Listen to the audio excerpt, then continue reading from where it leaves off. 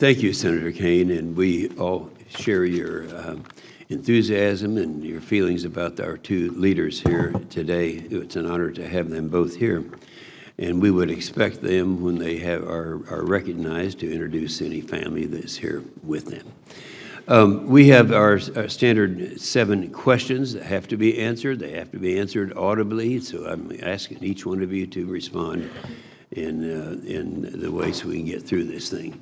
Have you adhered to applicable laws and regulations governing conflicts of interest? Yes, sir. Yes, sir. Will you ensure that your staff complies with deadlines established for requested communications, including questions for the record and hearings? Yes, sir. Yes, sir. Will you cooperate and provide witnesses and briefers in response to congressional requests? I will. Will those witnesses be protected from reprisal for their testimony at briefings? They will. Yes, sir. Do you agree, if confirmed, to appear and testify upon request before this committee? Yes, sir. Do you agree to provide documents, including copies of electronic forms and communications, in a timely manner when requested by a duly constituted committee, or to consult with the committee regarding the basis for any good faith delay or denial in providing such documents? Yes, sir. Yes, sir. And lastly, have you assumed any duties or undertaken any actions which would appear to presume the outcome of the confirmation process? No, sir. No, I have not. Thank you very much.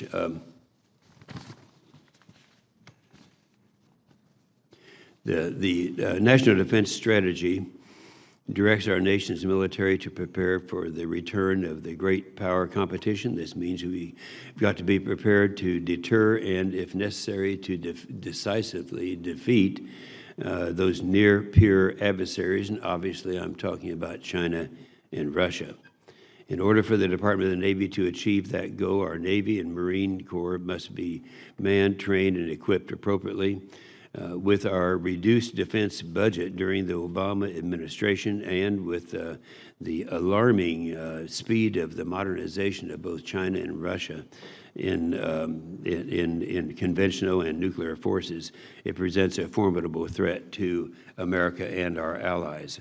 Our next CNO and Commandant will be relied upon to modernize our naval forces while at the same time rebuild readiness.